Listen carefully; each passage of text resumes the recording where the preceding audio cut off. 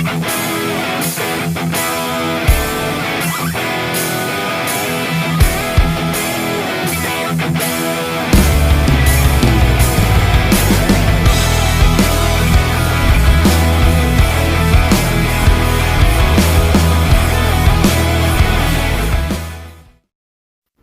guys! Welcome muli sa aking garahe.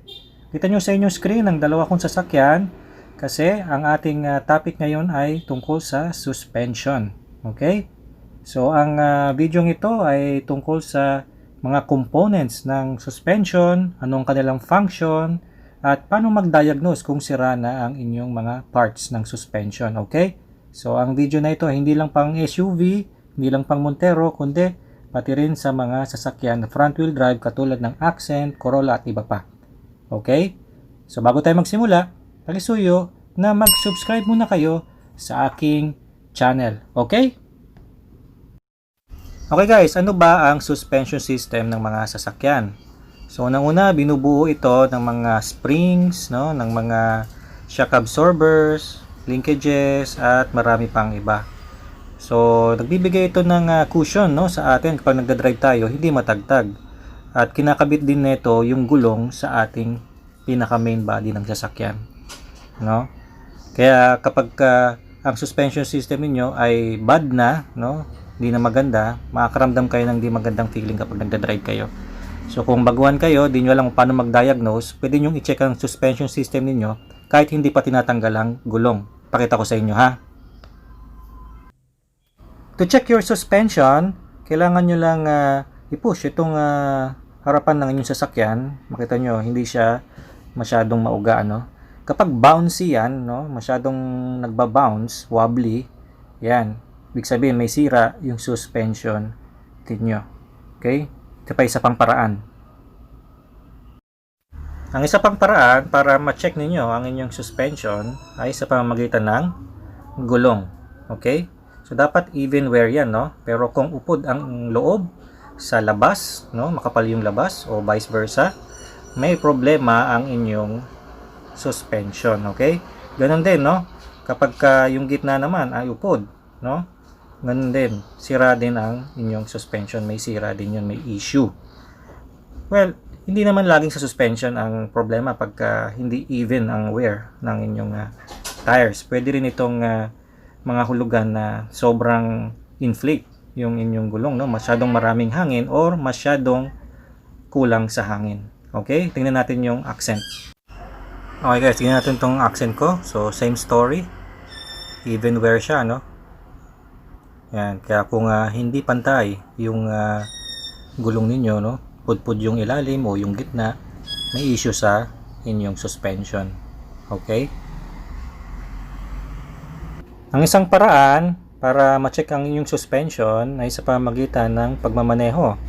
Kapag nagpreno kayo at nagda-dive yung sasakyan sa harap, di ba? Halos kumis na yung front bumper ninyo sa kalsada, ibig sabihin may issue sa suspension. Yung isa pa, kapag nag-accelerate naman kayo, ay yung puwet nyo naman ay masyadong bagsak. Ibig sabihin, may problema rin sa inyong suspension. So, ang tawag doon, squat, ano? Particularly, shocks ang problema doon, ano? So, iangat natin yung sasakyan. Okay guys, naka-jack stand na ang mga sasakyan natin. Meron akong video kung paano i-lift ng jack stand ng mga sasakyan. Ilagay ko yung link sa cards natin, okay? So, alright. So, pwede na tayong mag-inspect ng components ng suspension system natin, ano?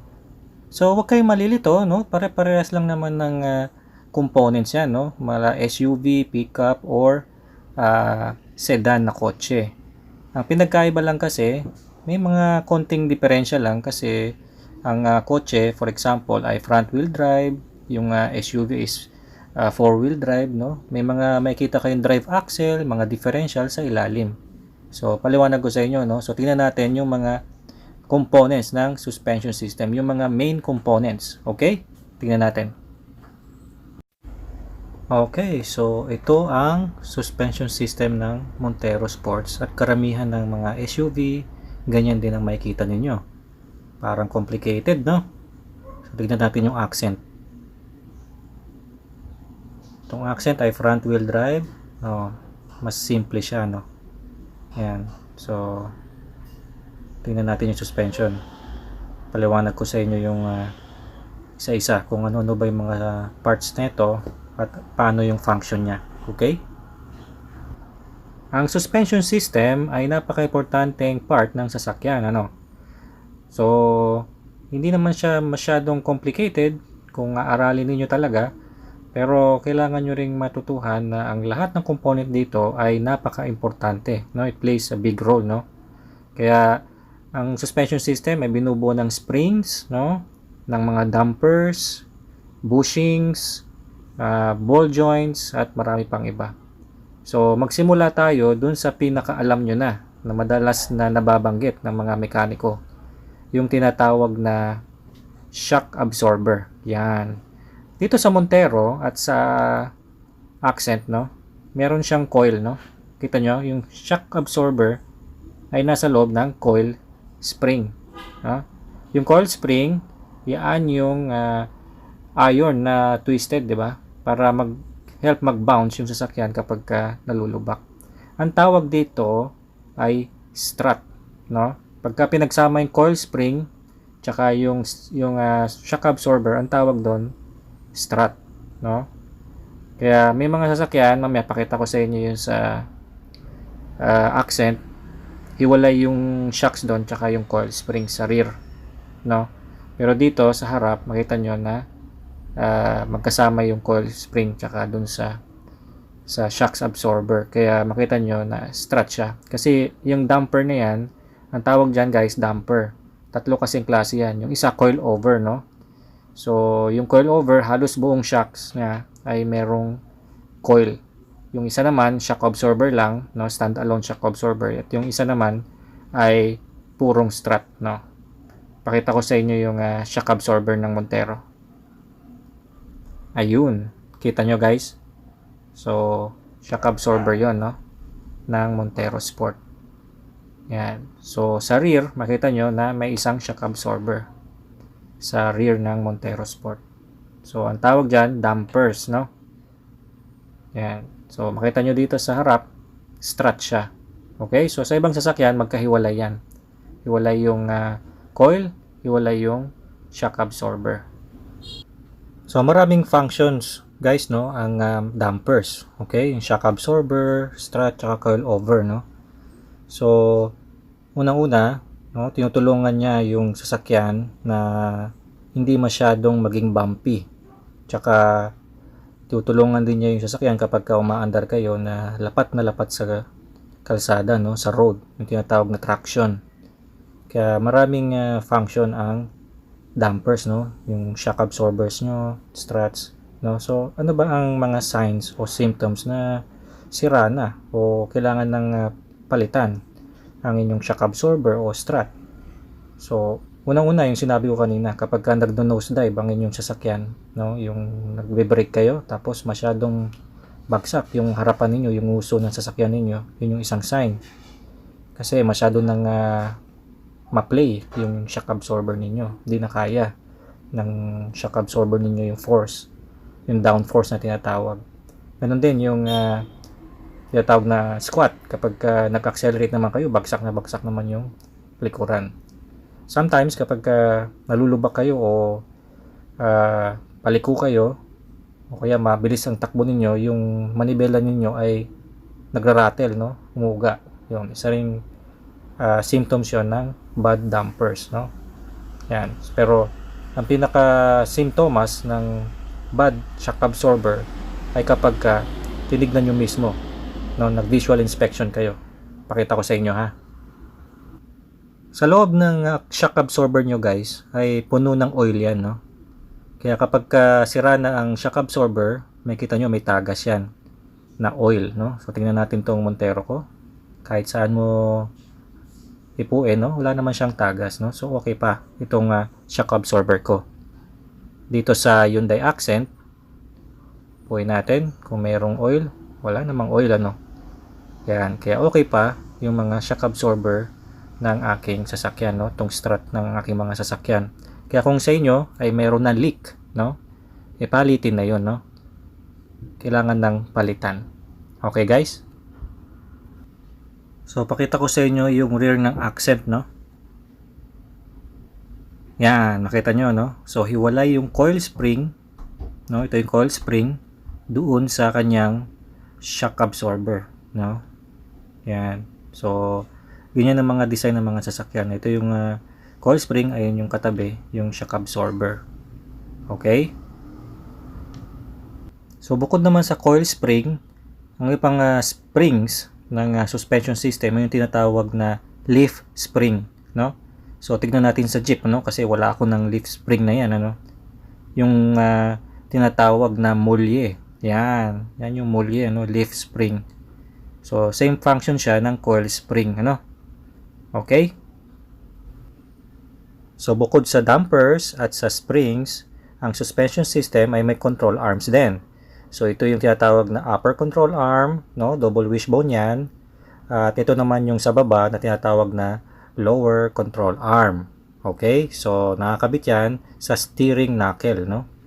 Yan. So yung main body, yung main chassis o yung main frame ay nakakabit diyan mismo sa control arms na yan. Okay? Tingnan natin itong accent. So, nakita natin sa accent, wala siyang upper control arm pero may lower control arm. Okay? So, hindi siya double wishbone. So, napakasimple lang ng Hyundai Accent, no? Yung kanyang suspension system. Pagdating dito, sa ating Montero Sport, makita nyo, double wishbone, may control arm sa taas, meron ding control arm sa baba. Okay, guys? Next na component na ituturo ko sa inyo, yung tinatawag na ball joint. Yan, ito yung lower ball joint na nakakabit sa lower control arm. So makita nyo yung goma okay pa, no? Wala siyang crack, no? Yung iba kasi puro crack na, pumapasok na yung mga tubig and everything. At ito naman yung upper ball joint, no? Yung ibang ball joint ay greasable pero yung sa Montero ay hindi. Maganda sana kung may grease fittings ito, kaso wala siyang grease fittings. So ibig sabihin, kapag ka nasira yung ball joint, papalitan na, no? Yung iba kasi, lalagyan nyo lang ng grasa sa loob. Ito, wala siyang grease fittings, no? So, okay lang yon, matibay naman siya. Wala man tayo magagawa doon. Mga modern na ball joints kasi talagang ganyan na hindi na siya greasable. Ang susunod na mga components na tuturo ko sa inyo ay yung tinatawag na steering knuckle, no? Yan, yung pinagkakabitan ng wheel hub, brake caliper, at nitong ball joint ng lower control arm, no? So meron akong video sa paglinis ng brake caliper, lalagay ko sa link cards ko, no? So pakibisita nyo yon. At ito naman yung tinatawag na sway bar o tinatawag na anti-roll bar. So yung sway bar na yan ay magkakonekta yan sa dalawang gulong, no, sa harapan. Kasi kapag ka nag-i-steer kayo, pine-prevent niya yung excessive body roll, no? Yung isang side ng sasakyan na masyadong mababa kapag ka lumiliko para ma-prevent yung body roll. Okay? Itong end link na ito, yung pinakadulo ng sway bar, tinatawag na end link, ay dapat hindi yan nagsisway, no? Hindi gumagalaw, walang play dapat yan. So sa akin wala. Kung sa inyo ay nagpe-play yan, so kailangan yung palitan yan. Ito naman yung tinatawag na tire rod, no? Yan ang kumokontrol sa steering ng ating wheel, no? Kung gusto niyo pumunta ng kaliwa o kanan, yan ang gagalaw. Yan ang trabaho niyan, steering rod o yung tire rod na tinatawag, no? So para i-check nyo yan, no? I-wiggle nyo lang, no? Itulak nyo lang back and forth. Kung merong play, may sira yun, ano? Meron ng issue, kailangan na rin niyang i-maintain o i-service. Isa pang component na gusto kong ituro sa inyo ay ito, oh. Kikita nyo ba yon? Parang umusling bola doon, no? Ang tawag dyan ay bump stop, no? Yan. Cushion yan para maiwasan yung metal to metal contact ng sasakyan, ano? Yan. So makita nyo dun sa taas, merong parang stain, no? May stain dito. Kasi nga, bump stop siya, no? Para hindi tumama yung lower control arm dun sa mismong body chassis. Okay guys, sa suspension system, meron ding mga bushings, no? Tulad nito, itong tinuturo ko, yung mga mounting end ng mga control arms, no? Rubber bushings ang tawag dyan. para hindi mag-contact yung metal to metal. Okay? Yan.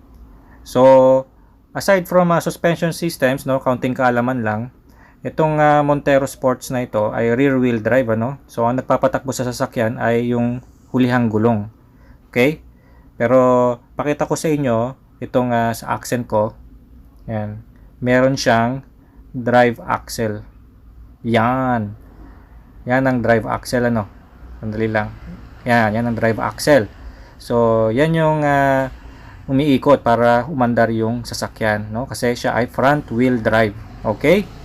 So, kaunting kalaman lang, pero yan ay hindi kasama sa suspension system. Okay, guys? So, ikabit na natin yung mga gulong, guys, ano?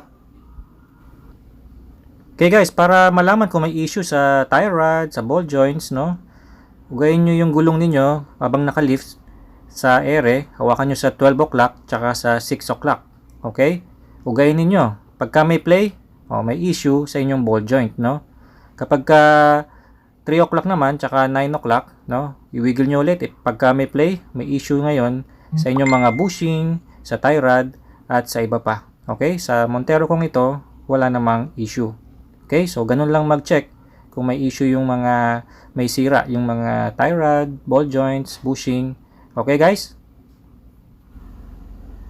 Okay, guys. So, ngayon, alam nyo na kung paano mag-check, mag-diagnose ng inyong suspension system. No? So, kung ano man ang issue na naramdaman niyo sa inyong mga sasakyan, ganun lang mag-check, ano? Mapa sedan man yan, Montero, o van, SUV, no? Ganun lang mag-check ng suspension system. So, kung nagustuhan ninyo ang video ito, no, natuto kayo, pakisuyo naman na i-like ang video na ito, no, mag-subscribe din kayo, at pakisuyong click yung bell icon, ano, para lagi kayong updated sa mga new videos ko, guys, no. Maraming salamat, at sa uulitin.